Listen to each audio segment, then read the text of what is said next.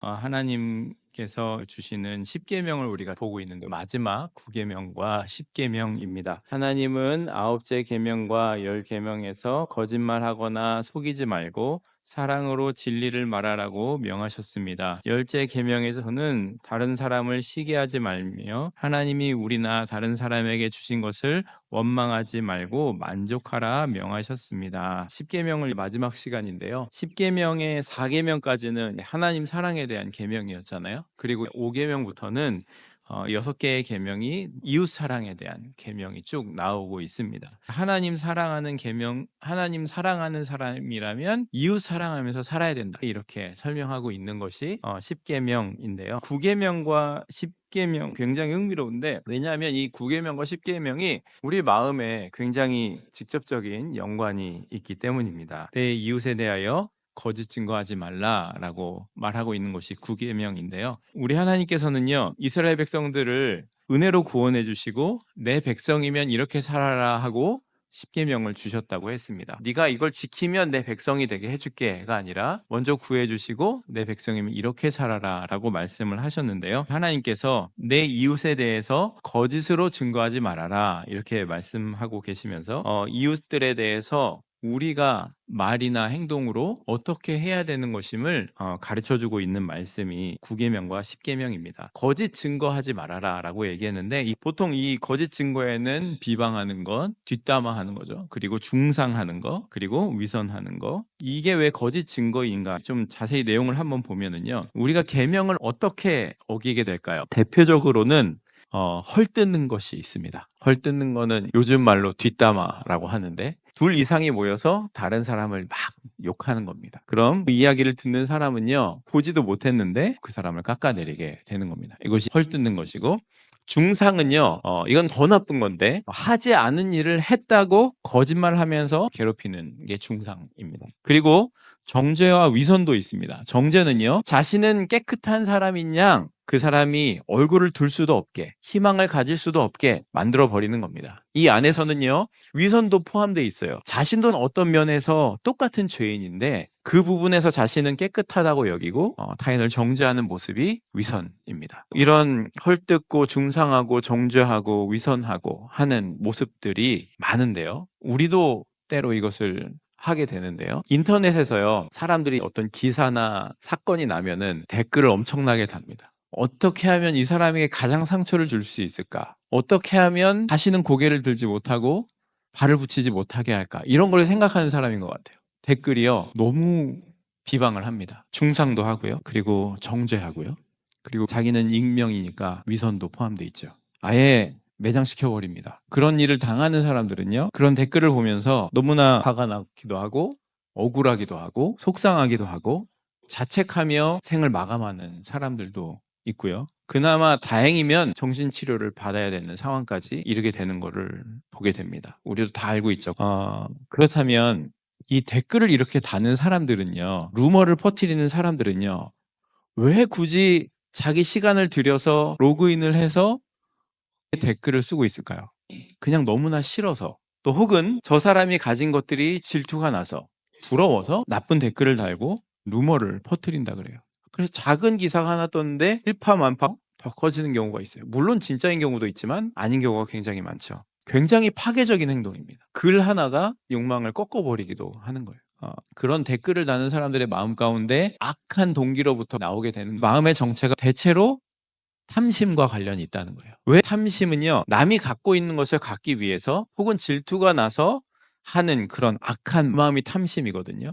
탐심은요, 우리 소유가 아닌 다른 것을 갈망하는 마음이라고 합니다. 내가 가진 것에 대해서, 내 삶에 대해서 만족하지 못할 때 우리가 탐심에 빠지게 되고요, 그거에 한번 빠지게 되면 나오기가 어려운 상황 가운데 가게 되는 거죠. 그래서 탐심에 빠져서 다른 사람들이 가진 것에 대해서 흉을 보거나 깎아내리거나 뺏어가려고 하게 된다는 것이죠. 그래서 하나님께서는 9계명을 주시면서 사람들에게 거짓말하거나 속이지 말고 사랑으로 진리를 말하라 라고 명하셨던 겁니다. 그리고 10번째 계명에서는 다른 사람을 시기하지 말며 하나님이 우리나 다른 사람에게 주신 것을 원망하지 말고 만족하라 명하셨습니다. 10번째 계명, 10계명으로 가면은 더 분명하게 드러나는데요, 10번째 계명이 탐내지 말라. 10번째 계명에서 내 이웃의 집 안에 그리고 소유를 탐내지 말라라고 말합니다. 8계명 도둑질하지 말라라는 계명과 비슷하죠. 도둑질하지 말라, 탐내지 말라 비슷하잖아요. 그런데 이 도둑질하지 말라는 8계명과 10번째 탐내지 말라는 계명은요 엄연히 다릅니다. 탐내지 말라라는 근본을 마음을 얘기하는 거예요. 너희가 마음 가운데 빠지지 말라고 얘기하고 있어요.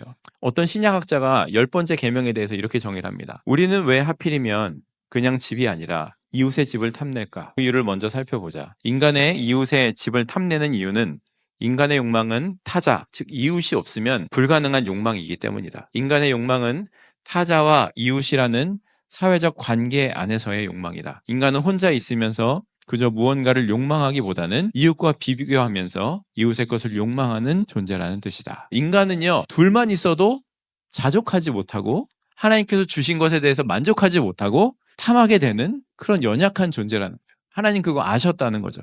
그래서 그런 탐하는 자리에 가지 말라라고 말씀을 하시는 거예요. 제가 뭔가 좋은 걸 가지고 있다고 하더라도요, 제 이웃을 봤더니 저보다 좀 더 좋은 걸 가지고 있어요. 그러면 어떻게 될까요? 더 좋은 걸 보니까 내 건 이거 처음 받았을 땐 너무나 좋았는데 비교해서 보니까 너무나 하찮게 여겨지는 거예요. 이건 사람이 그렇다는 거예요. 이걸 참을 수 없게 되니까 내가 가지고 있는 것으로 만족하지 못하게 되고요. 그리고 탐내지 말라는 계명 어기게 되는 거죠. 그러니까 탐내지 말라라는 이 10번째 계명은 다른 사람에게 주신 것을 원망하지 말고 만족하라라고 명령하고 있어요. 시기하지 말고 우리 안에 만족하고 살라는 거예요. 한편으로 탐내지 말라는 의미이기도 하지만 그 반대에는 너에게 있는 것으로 만족하라라는 거예요. 인간은요, 내가 가지고 있다고 하더라도요, 남보다 더 가져야 만족을 누리는 사람들입니다. 그래서 남들의 것을 탐하게 되고요. 그리고 우위에 서고 싶어 합니다. 그런 모습이 끝이 없죠. 그런 우리에게 하나님께서 10번째 계명을 주시는 건데요. 우리가 10번째 계명을 같이 읽어보겠습니다. 내 이웃의 집을 탐내지 말라. 내 이웃의 아내나 그의 남종이나 그의 여종이나 그의 소나 그의 낙이나 무릇 내 이웃의 소유를 탐내지 말라. 말씀을 잘 보시면은요, 10계명 안에서 반복을 하고 있는 것이 있어요. 탐내지 말라라고 반복을 하고 계세요. 성경은 반복해서 쓰는 건 강조거든요. 그래서 이 말씀에서 2번 반복되는 탐내지 말라라는 것을 강조하시고 계세요. 다른 계명들 말씀하실 때처럼 한 번만 탐내지 말라라고 하시는 게 아니고요. 유독 10번째 계명에서는 탐내지 말라를 반복해서 말씀하시고 계시다는 거예요. 우리가 빠지기 쉬운 모습이라는 것을 강조하는 모습이 여기에 나와 있는. 그러니까 이 10번째 계명은 절대 탐내지 마라. 탐낼 필요가 없어. 라고 우리에게 말씀하고 계시는 겁니다. 왜 하나님은 유독 이웃의 집, 이웃의 소유를 탐낼 필요가 없다고 강조하고 계시는 걸까요? 그건 마치 저에게 뭔가 더 좋은 게 있을 때 그거보다 덜 좋은 것에 대해서는요, 탐심이 안 갑니다. 내게 더 좋거든요. 근데 내가 좋은 거를 가지고 있다는 것을 알게 되면 이것이 생기지 않게 된다는 거죠. 그런 것처럼 하나님은요, 우리 이웃에게 속한 것을 굳이 욕심낼 필요가 없어 라고 말씀하시는 거예요. 왜냐하면 너희에게는 하나님께 속한 더 좋은 것, 너희가 더 탐낼 만한 것, 무엇인가가 이미 너희에게 약속되어 있고 주어져 있어 라는 거예요. 그러니까 탐낼 필요가 없다는 거예요. 네가 지금 그렇게 탐내는 거 조금만 지나면 만족이 사라지는, 금방 사그러지는 것들이야. 그거로 관계 깨지고 많은 것들이 무너지면서 그것들을 왜 그러고 있느냐라는 거예요. 이미 너에게 가장 좋은 것이 남겨져 있는데 탐내려면 차라리 영원한 것을 탐하라. 하나님께서 너희에게 예비하신 것을 탐하라 라고 이 계명에서 말씀하시고 계시는 겁니다. 그래서 우리 하나님께서는 마지막 계명을 통해서 이렇게 말씀하고 계시는 겁니다. 산자의 땅에서 살아가는 모든 날 동안에 너희가 구해야 되는 게 무엇인지 눈을 뜨고 봐라 라는 거예요. 나만 의지하고 나만 바라봐라. 나만을 청종하고 겸손히 하나님과 동행하라 말씀하시는 거예요. 이 영원한 생명의 길이 너희 앞에 펼쳐져 있는데 왜 다른 걸 보니? 라고 말씀하시는 겁니다. 죽으면 다 부질없는 거야. 이웃에게 속한 작은 어떤 것 그거 탐하느라 인생 목마르고 타는 듯한 고통 속에서 보내지 말고 원망하고 미워하면서 살다가 가지 말고 탐하려거든 하나님의 거룩한 것을 탐해라 라는 것이 이 10계명의 말씀인 겁니다. 하나님께서요 10계명을 주시고요 하나님만 탐하는 삶이 뭔지를 경험하게 하시는 거예요. 광야를 하나님이 같이 행진하시는 거예요. 하나님의 백성으로 하나님만 바라보도록. 그래서 그 광야의 행진을 보면은요 하나님께 맞춰 있어요. 신발도 옷도 헤어지지 않았대요. 어떻게 그럴 수 있어요? 야외에서 생활하는데 하나님 영원한 것을 보라. 그게 너희가 탐해야 될 거다라는 것을 말씀하고 있는 것입니다. 저는 이 십계명을 통해서 느끼는 거는요. 우리 하나님이요. 우리를 잘 아시고요. 우리를 사랑하세요. 그래서 가장 좋은 것이 무엇인지 아시고요. 조건적으로 이 계명을 주시는 게 아니고요. 먼저 사랑하시고 먼저 하신 약속을 우리에게 지켜주시고 애굽에서 구해내 주시고 내 백성이라면 이렇게 살자 하고 그 길을 보여주시고 계시는 거예요. 이 십계명의 의미를 이 땅에 있는 교회들이 깨달았다면 어떨까요? 교회에서요 다툼이 없어질 거예요. 분쟁이 사라질 거예요. 내 안에 있는 탐심과 이런 것들이라는 것을 다 아는 사람들이니까. 그리고 내려놓게 될 거예요. 정죄하고 험담하고 하는 모든 것들이요. 소위 신앙에 열심히 있는 사람들이 더 많이 합니다. 더 많이 정죄하고요. 더 많이 비판하고요. 더 많이 험담합니다. 그러나 하나님의 복음을 아는 사람들이라면 험담보다 그 사람을 긍휼히 여기고요. 정죄하기보다 하나님께 나올 수 있도록 손을 내밀어 주는 사람이 그리스도인. 십계명의 뜻을 아는 사람인 거예요. 하나님께서는요. 십계명을 주시면서 내 백성이라면 이렇게 살길 원한다. 나와 함께 가겠느냐? 나만 보고 함께 오겠느냐?